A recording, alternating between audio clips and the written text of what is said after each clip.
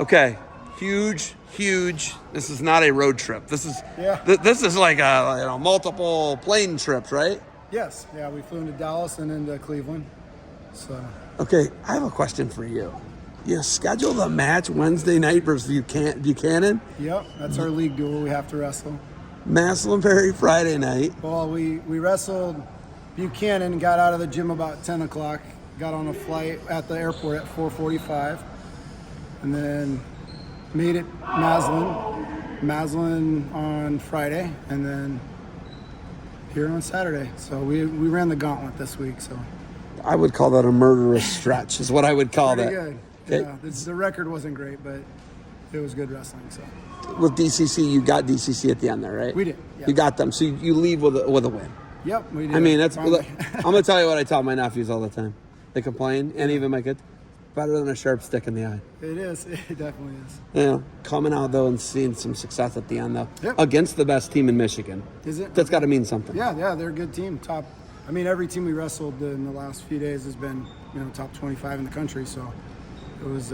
We got one more next Wednesday, and it should be easy street in postseason. So hopefully our guys are ready after this. What do you think Zinkin learned in his duel last night, and what do you think he learned today about wrestling in the Midwest, travel, making weight, doing the stuff he's going to have to do up in Nebraska? Yeah, I think it's an eye-opener.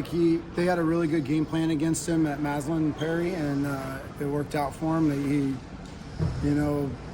had a lot of chances to get away, and they ended up going out of bounds. And so he strategically wrestled a perfect match to beat Zinkin because he's got incredible hips, and so he gets rolling, and it's really hard to stop him. But hopefully he learns from it, and now I guess the pressure is off from being undefeated for the year, so he's going to go in and hopefully win out and not worry too much about it in the long stretch of things. He's going to college and have a great career, and so.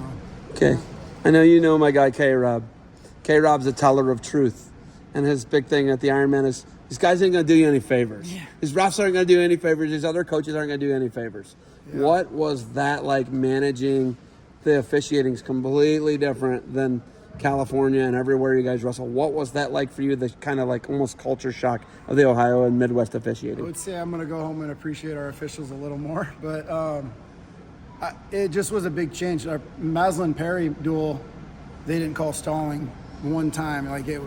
It was crazy. We just were attacking, and there was matches where guys would have been stalled out in California, and then we came here and it was instant stalling. So we just had to adjust in, mid-match and try to figure it out as we went. But, I really think that the Ironman tournament, like Kevin says, it's going to start losing teams if you can't get refs that are going to be even. It's not about them or their program or their local kids. It's about just calling the right matches. But we needed to face that adversity. We need to feel it and see that what it's going to be like all over, and hopefully, again, learn from that and appreciate coming out. So you had a freshman knock off one of the best guys in Ohio today, right? 157. Yeah. Right? So he didn't get to wrestle in the Perry match because he got DQ'd in the Buchanan match. Oh, you told me that. Yeah, he said he got DQ'd. He was ready to come in and compete. He had some tough matches, but yeah, he's a good freshman, really good competitor. You got a young team. We got some heavy hitters on the top end in the senior class, and then we have a real young team after that. So. Opening the new school next year, yeah, we could see Doc B move over to there potentially. Please don't. Please don't. I'm asking. Your environment's incredible where you guys wrestle that tournament. Listen, I've never been there. I was talking to Kevin. Listen, I was in the nuclear winter here talking to Kevin on Kevin Roberts on the live Instagram. How the match finished with the crazy stuff getting thrown on the mat. Yeah. The kids are down on the mat. There's the lamp. Dude, your environment's second to none. Yeah, we do a good job. We change things up a little bit, but we like to keep the numbers. We're not trying to make a big mega event. We're trying to get the best kids to come in and compete. So we keep the numbers down so it's an enjoyable experience. It is pretty full because everybody wants to come see it now. So there's no seating anywhere in the gyms. And then we mix up the order of the finals. We don't wrestle 106 to heavyweight. We pick the best matches, save some of the local kids for the end so that they people want to really watch that and support that, and so we mix it up a little bit, do some different things, and it's exciting. How do you get the kids fired up and keep them moving around and doing these long trips like this? Will you continue to schedule these? Will we see something similar to this? Maybe it's not Ohio next year. Maybe it's PA. Maybe it's Jersey. Sure. Will you keep doing it? We love to travel. I mean, that's why we do a really good job hosting our tournament, so we can raise funds to give these kids experience. And we try to reciprocate with teams. Like St. Ed's has come out to the Doc B. So we're trying to give back and make sure like we can come and check their place out and wrestle with them. And their wrestling room's legendary. It's cool. Yankee Stadium of wrestling rooms. Yeah, it's awesome. Like our kids don't get to see that because all of our stuff's all new buildings, and so they don't get to see the old like dungeons almost of where like we grew up. So yeah, our kids love to travel, and hopefully recover and learn from it, and makes us better in the end. You got anything else for me, man? This has been an awesome experience for learning, I know, Yeah, because there was all this. I mean, dude, it was like another sport almost for you guys.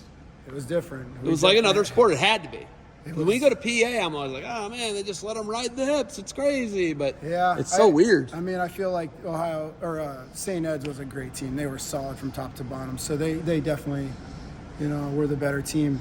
And I think the matches were a lot closer than the scoreboard might have showed at the end. But they also pulled it off against Del Barton, and they were a really good team as well. So we had a great idea, great competition, and hopefully we can, bring in some teams and do this again someday.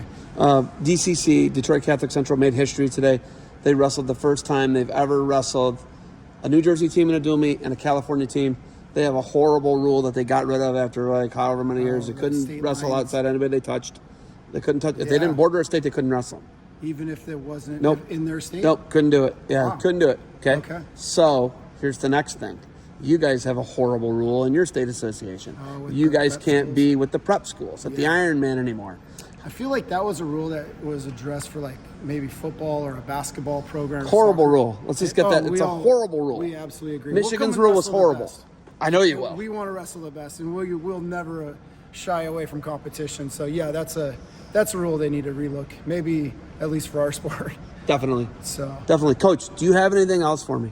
No, I'm loving the commentating, and I love that. We're gonna watch these and definitely. You guys don't have you have this. Fan. You have this, don't you? What's that? You don't have a guy that like comes on and does interviews and commentates and does all this. Normally they're like little kids that. Not like a regular dude. No, not like a. I don't know if I'm regular, but okay. No, this is great. I love it. Travel home. What's travel home?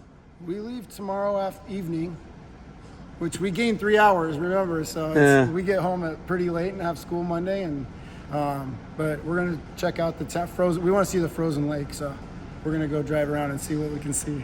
Listen, if you want to see, come to my house. My house, we got a lot more snow where I live. It's about 40 minutes east. It's like it's nuclear winter. But well, they did the snow challenge in their singlets. So yeah. Oh, did they? Did you video it?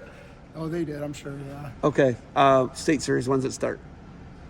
We start in 3 weeks. So we have what we call Valleys, our first tournament. Then we have our Masters tournament, which is our qualifier for state, and then our state tournament's the last weekend in February. You only have 3 levels. NorCal teams like Wayne NorCal, Crescent Bay, right? Yeah. Eureka, wherever, Weed, name it right. Real North. They have 4 levels, don't they? Some have league tournaments. Right. Okay. We just did away with our league tournament because we have divisions for our valleys, but then we all become one division for our Masters qualifying, and then we're a 1 division state tournament. Josh Lowe, Mr. Mathematic Wizard. I don't know if you heard him, right? Yeah. He's a ranker. Yeah. He's super smart. He's a genius. Wait until you hear the commentary. He's insane smart. He says that you guys, your state, and Jersey are the 2 of the 3 toughest states to win. And then he said big division PAs. Would you agree with that statement? I think so. Yeah, it's pretty. I mean, St. Ed's looks pretty good though. But Ohio's got too many divisions. Yeah, just my opinion. The division thing, there's pluses and minuses. Obviously, like some people love the idea that you're one true state champ, and then some people love the idea that you get a lot more looks and recruited to be able to go wrestle in college if you're a multi-time state champion, or if you have had a lot of success, which a lot of our guys don't have that because they're all in one division, and so it's a little tougher to have those accolades. So there's goods and bads, but it's really tough. Your tournament's tough. Tough. 40 million people. It's a lot of people. Yeah. It's a massive We have area. over 1,000 schools, so It's unreal. tough. Unreal, man. And you guys probably see crazy things at your state tournament. Things that you're like, where's this guy from? Sometimes They're from like usually, up, down 395. we Like, have a really good guy, Michael. His name's Michael Cho. He ranks all of our guys. Oh, really? He's got a phenomenal ranking system, and he has more data than you could imagine.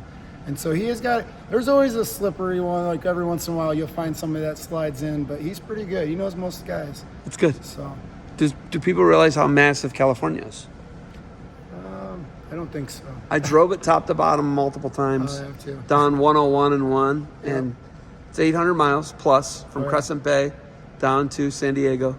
It's insane. Do it. It is. If you get a chance, do it. Have you done it? Oh yeah, I've done it. I've done it a couple times. It's I used amazing. to live in SoCal, and I'm from Washington, It's so unreal. I've driven several It's times. unbelievable. And I've done the Central Valley. I've done 395. I've done all that. It's amazing. I love it. California is the most beautiful state. It's not up for debate, just so you know. All right. Geographically. Yes. Yeah. Coach, thank you for the time. We good? Awesome. Yep. Awesome. Okay. Thank you. Safe travels to you guys. Thank you. I appreciate it.